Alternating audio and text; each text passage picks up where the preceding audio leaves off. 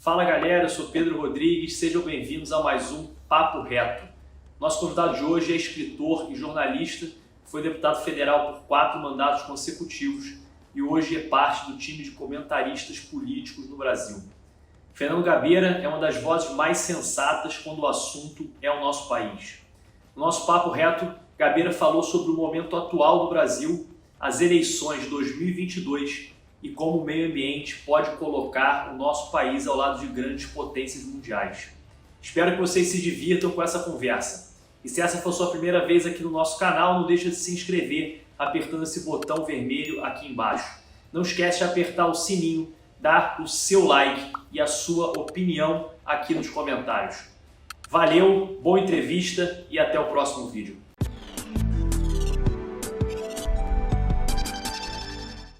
Olá, pessoal. Boa tarde, bom dia ou boa noite.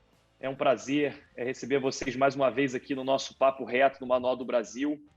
E hoje o nosso entrevistado é o jornalista Fernando Gabeira, que para mim é uma das vozes mais sensatas, né, que a gente ouve nos comentaristas e na imprensa, dessa loucura que é o nosso Brasil. E Gabeira, eu já começo me dando 2 perguntas. Primeiro, queria que você se apresentasse rapidamente e depois, como é que você está vendo essa loucura que está o nosso país, né? O mundo está uma loucura em razão de uma pandemia, mas eu acho que o nosso país a gente pode dizer que está uma loucura ao quadrado, né? A gente, além da pandemia, tem outras loucuras. E como é que você está vendo esse cenário que a gente está vivendo hoje? Obrigado mais uma vez. Olha, obrigado, Pedro. Olha, em primeiro lugar, dizer que eu tenho muito prazer em falar com vocês e com todos os seus espectadores, né? O que eu vejo no Brasil hoje, eu costumo chamar de uma tempestade perfeita, né? Existe a pandemia que hoje assola o mundo, né? É uma pandemia que ataca inúmeros países e, eu digo, quase todos os países do mundo passaram por ela. Alguns conseguiram se safar mais rapidamente, como é o caso da Nova Zelândia, não é? Outros ainda estão envolvidos nela. Alguns saíram pela vacinação em massa, mas no nosso Brasil nós tivemos, além dessa tragédia, uma tragédia subjetiva, né? Que é o fato do presidente da República não aceitar a existência de uma pandemia grave como nós estamos vivendo. Ele, desde o princípio, ele negou a gravidade da pandemia. E ele negou a gravidade da pandemia por uma razão muito simples, quer dizer, simples, eu vou usar o Freud, simples como o Freud, entende?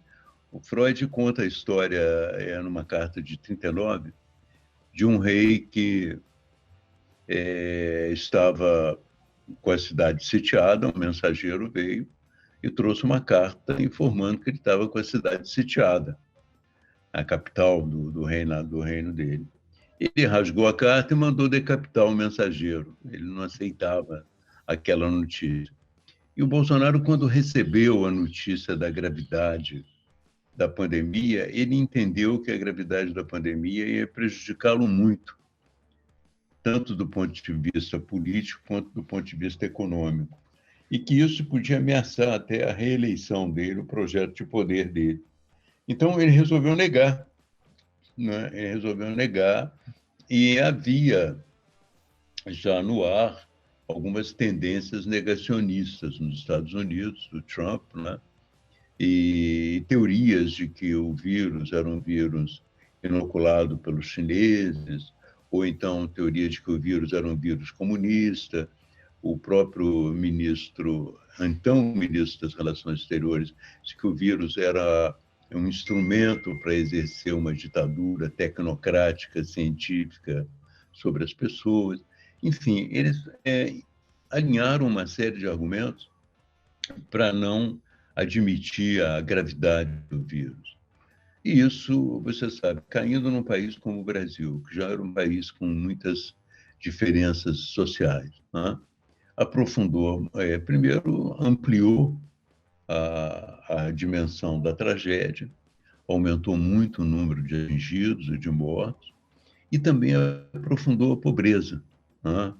a pobreza no Brasil, as diferenças que já existiam no Brasil eram muitas, porque o próprio combate à pandemia implicava numa compreensão das diferenças que nós temos. Por exemplo, como é que você pode pedir às pessoas em lugares onde vivem muito amontoadas, né, que elas fizessem isolamento social?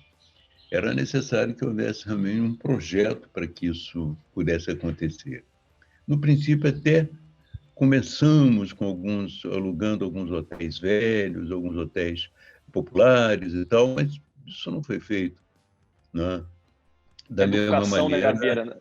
Na educação, a gente viu todo mundo de home office e as pessoas não têm internet como a gente tem aqui, muitas pessoas. Pois é, e era uma excelente oportunidade para você tentar fazer com que as pessoas tivessem uma conexão nos lugares onde elas vivem, né? E isso permitiria que as crianças pudessem se educar e daria aos adultos também uma possibilidade de diversão que os outros já têm, não é? Tantas lives foram feitas, mas nessas lives não puderam atender, gratuitas, foram feitas, mas não puderam atender a esse público, né? Além disso, existem problemas também de higiene, né? Problema da água.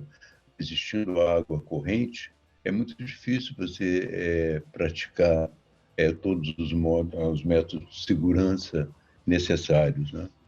E tudo isso acabou acabou fazendo com que a epidemia no Brasil tivesse uma dimensão gigantesca, né?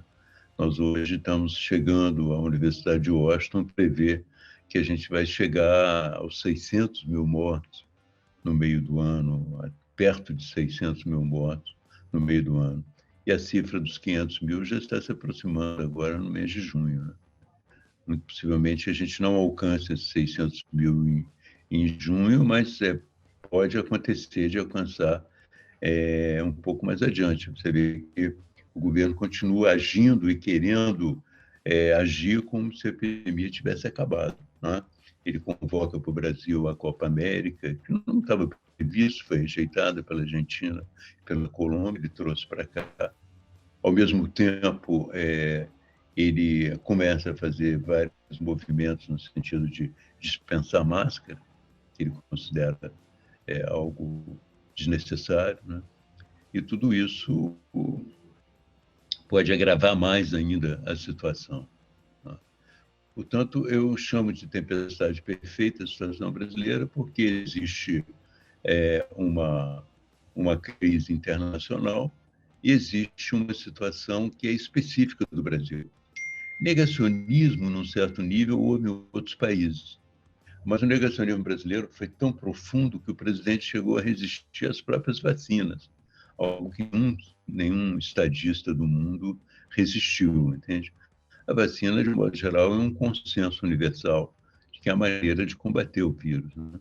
Sim, e a saída, né, o Gabriel, falando um pouquinho mais depois, quer dizer, a gente vai ter, acho que uma hora a vacina vai acabar chegando, porque isso é uma coisa até meio mercadológica, né? Então o mundo tá se vacinando e a vacina vai chegar aqui querendo o Bolsonaro ou não, né? Mas e a gente repara que logo depois tem a vacinação, a gente vai voltar mais cedo ou mais tarde a uma normalidade, mas quando a gente olha um pouquinho para o futuro e para 22 principalmente, eu acho que você deve viver isso, roda de amigos, né? As pessoas sempre falam, é Lula ou Bolsonaro, Lula ou Bolsonaro. A gente fica numa discussão personalística e a gente não tem discussões de projeto.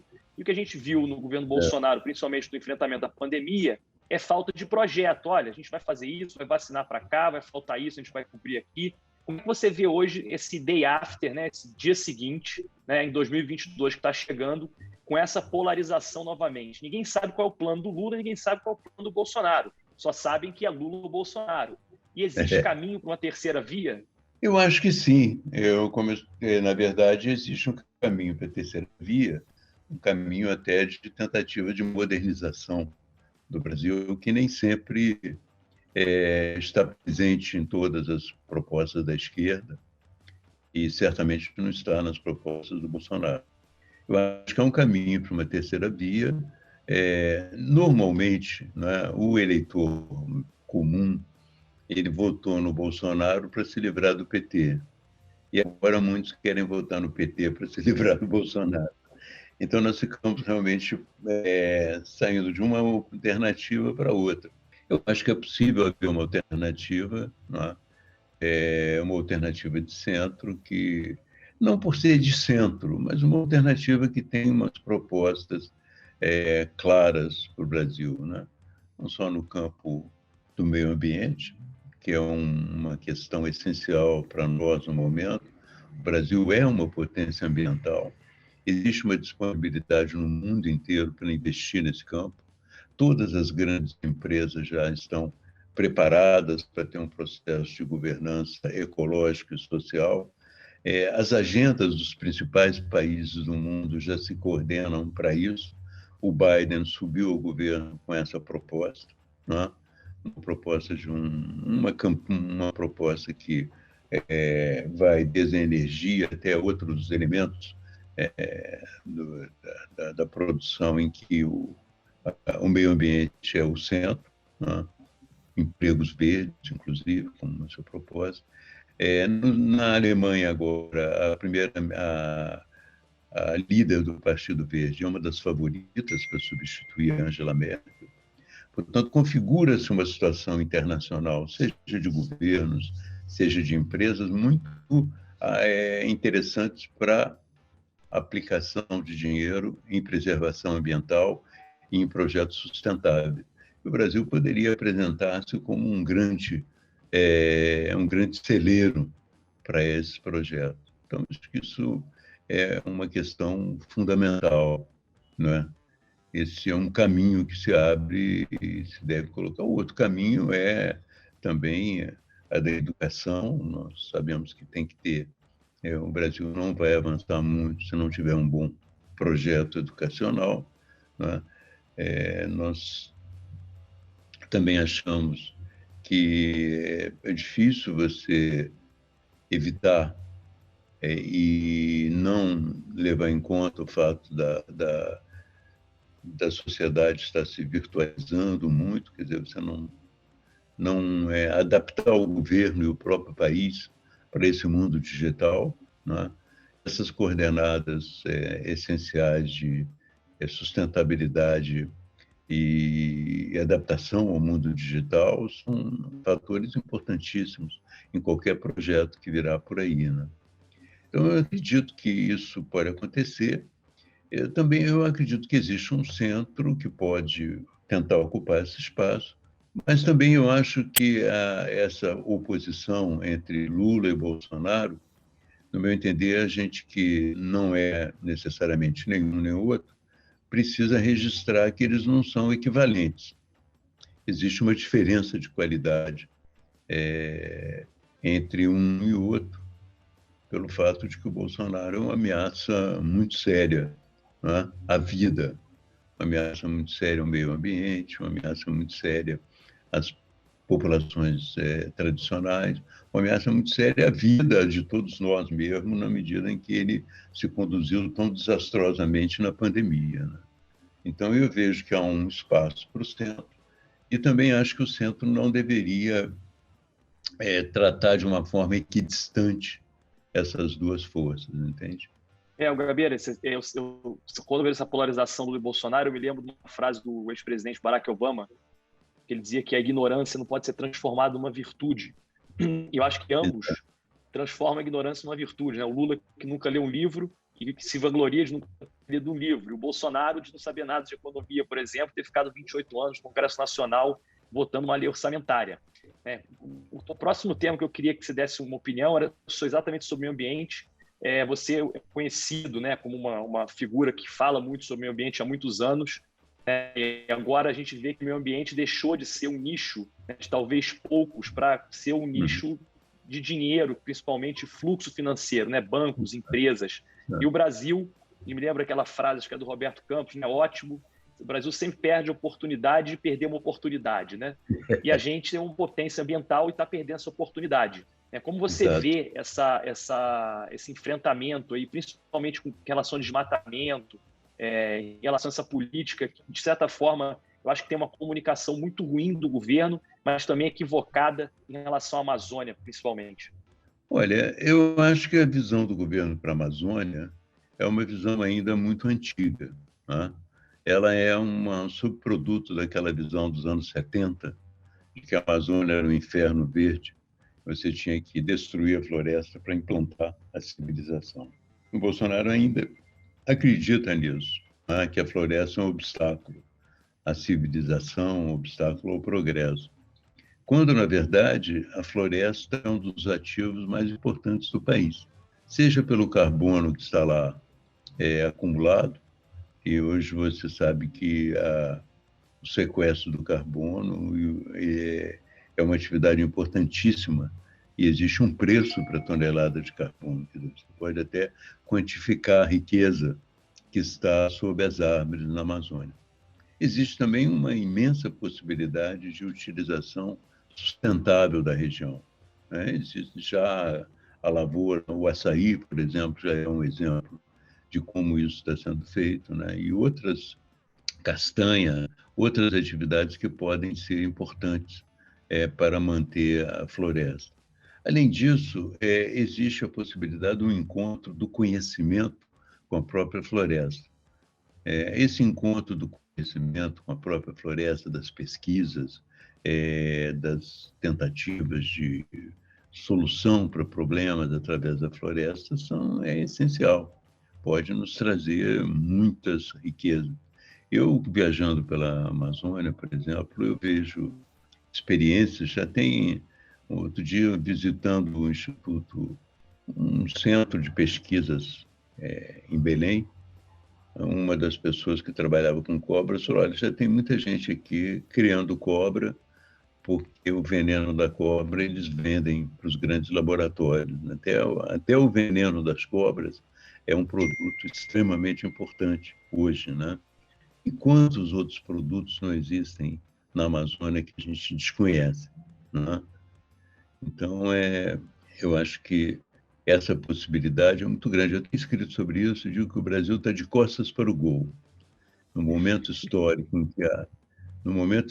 que a oportunidade é maior para o país, exatamente nós desenvolvemos a política ambiental mais retrógrada, inclusive com suspeitas de corrupção. Não é só o retrocesso mental, também há problemas de corrupção envolvendo o ministro do Meio Ambiente. Portanto, é algo muito sério. A gente, nesse momento, realmente, eu acho que é um dos fatores que mostram que o Bolsonaro é o atraso para qualquer projeto de Brasil hoje, entende? Você acha que essa questão, quer dizer, o Bolsonaro o governo Bolsonaro enfrentou, piorou muito, né, os índices, principalmente até de controle, eu não digo nem de desenvolvimento, né, eu acho que pesquisa é uma questão de desenvolvimento mais que de controle. Eu acho que o que aconteceu no governo Bolsonaro que teve exatamente um certo descontrole com relação à área ambiental. Isso foi claramente visto nesse governo. Agora, você acha que a solução que a gente tem para o futuro, quer dizer, o próximo presidente, obviamente, melhorar o controle, mas você acha que falta ainda muito investimento em pesquisa, muito investimento em coisas novas? O que você acha que você daria um conselho, nem um conselho, um ponto para esse próximo governo ou para frente, para a gente ter mais atenção, principalmente para a área ambiental?